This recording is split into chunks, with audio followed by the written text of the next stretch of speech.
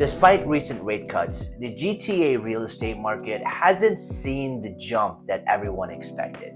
And here's what's really going on. So the market update today is going to be a little different. And instead of me just throwing out random, average prices at you all across the GTA, I'm going to break down some data points and some facts, and I'm going to share with you my thoughts on what's to come for the GTA real estate market for the remainder of the year. Hello everyone, welcome back to the channel. My name is Durham Region. I'm a real estate broker here in the Greater Toronto area. I work mostly in the Durham region since this is where I live, and I make educational real estate content to help you stay informed about this market.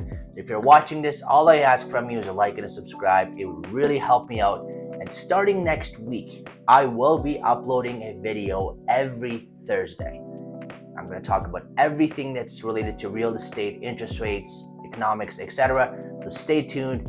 I'll make sure that it's worth your while. So with that said, let's get started. So far we've had 3 interest rate cuts, right? And maybe by the time that this video is uploaded, the 4th rate cut had already happened. Bank of Canada is signaling that we may see a 0.5 percentage point rate cut this year. They're calling it a jumbo rate cut, but that would be the 4th rate cut this year. While the fixed rate mortgages aren't affected directly by this, the variable rate mortgage holders will have a little bit of a breathing room moving forward, and then the fixed rates will come down eventually as the bond yields drop. And I know you might be thinking, I'm so sick and tired of hearing about rates, but just hear me out. It's going to tie into what I'm going to go over next. So exactly a year ago today, fixed rate mortgages were hovering around 6 to 6.3%. Now fast forward to today, you can get a fixed rate mortgage for 4.3 to 4.6%. And some lenders are offering below 4% on insured 5-year mortgages. Now that is a substantial drop, because if you really look, that's about 1.5% drop compared to a year ago. But the prices haven't really changed. Buyers can now get approved for a bigger mortgage. It's now easier to get approved because the rates are lower and stress tests are lower, and their monthly payments or carrying costs are lower, but they're not in a rush to buy. Why and how do I know this? The numbers don't lie.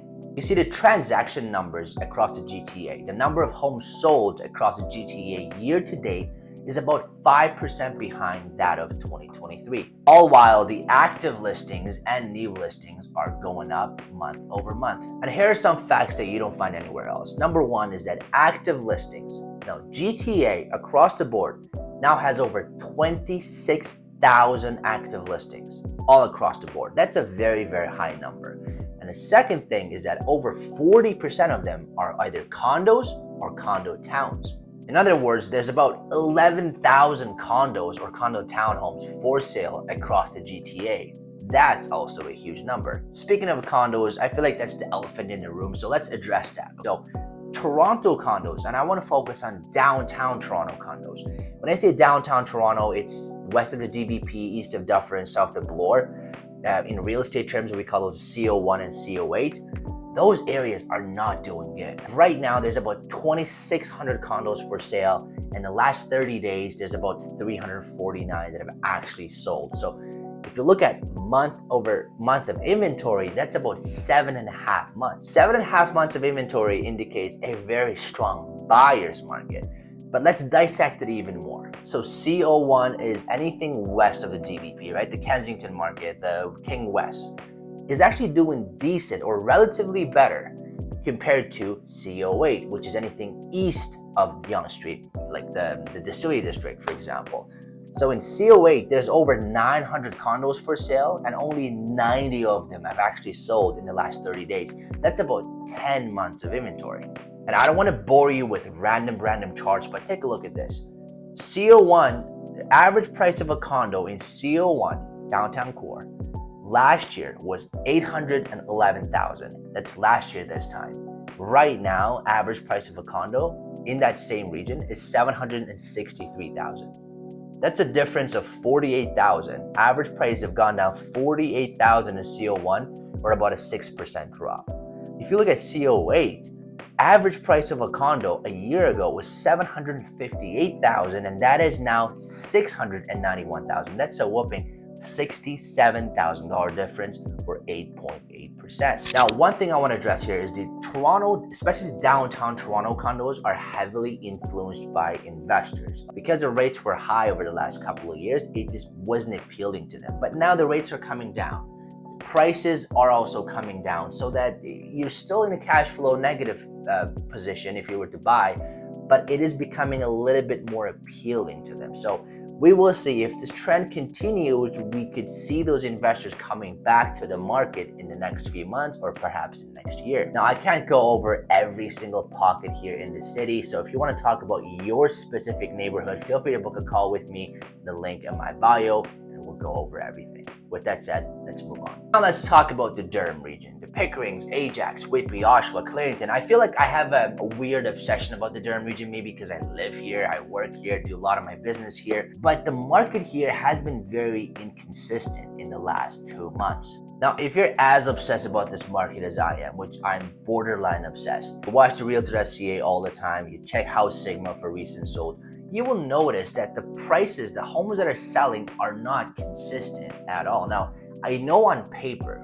things look like they're fairly stable, right? And I agree with you on that. Like, if I were to pull up average and median prices across the Durham region, they are fairly stable. I can even say, if you go back as July till now, in the last 3.5 to 4 months, prices have pretty much flatlined. But if you actually look closer, you'll notice that some homes are selling quickly and for more money than the comparable sales from a month ago. And then some homes are just not getting any offers or showings at all. I'm going to quickly show you the average price of a detached home in the Durham region now versus a year ago. Now, remember, I use the average or the median detached prices for Durham region because we don't have a lot of condos here, and then the condo prices kind of go up and down depending on the size. So I don't really like to include them for this calculation to look at the overall health of the market. So detached is that one segment that's very consistent, so I wanted to show you that. If you look at this chart right now, Pickering, Ajax, Whitby, Oshawa, all of them except Ajax have been consistent, right? A year ago versus now, prices are pretty much bang on. It has not changed. Ajax prices have gone down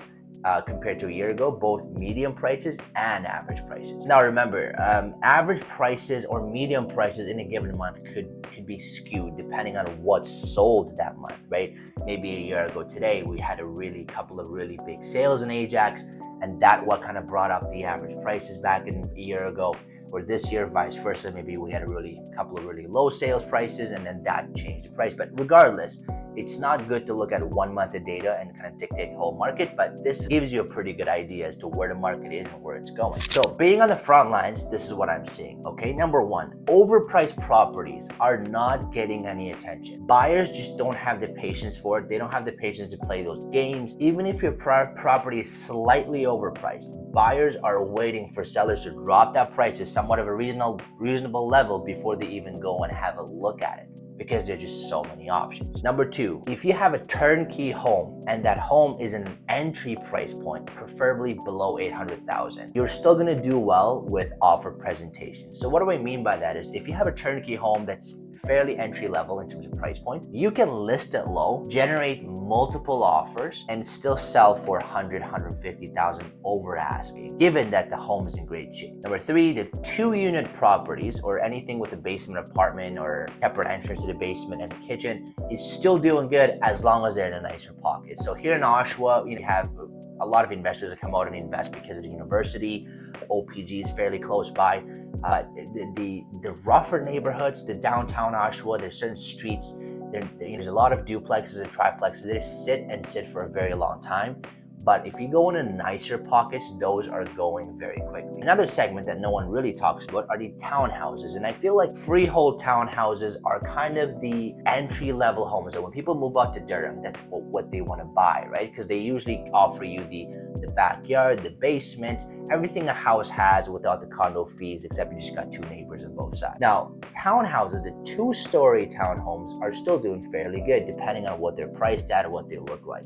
But the one segment that I find that they're struggling a little bit with prices and offers and activity are the 3-story townhomes, right? These are, fairly new. A lot of them have what's called a pottle fee. They don't really come with a backyard. They have a very small driveway, narrower homes, in higher, bigger stairs. They're just not getting the activity or attention that they've once got, right? So these homes are sitting on the sidelines a little bit. So unless you're priced really, really well, or you're in a really prime location, the 3-story townhouses, from what I'm finding, are not moving nearly as quick. And also another thing about the 3-story townhouses is that they're kind of like the condos of the Toronto, right? The 3-story townhouses in Durham is the equivalent of condo apartments in Toronto.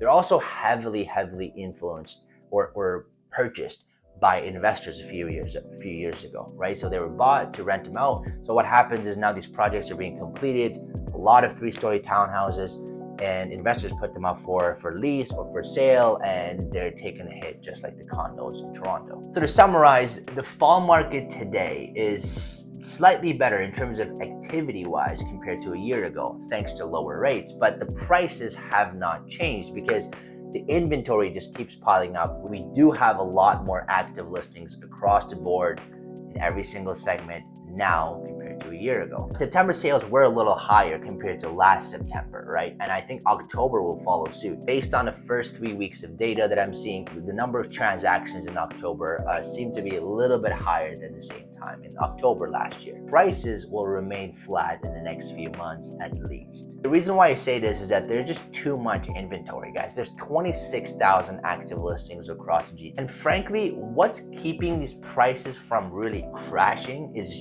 Bank of Canada cutting rates and rolling out new mortgage rules to help out buyers and people that are looking to refinance. Because just imagine this. Imagine 26,000 homes and interest rates were at 6%. That would be a disaster. Thanks for watching, everyone, and see you next time.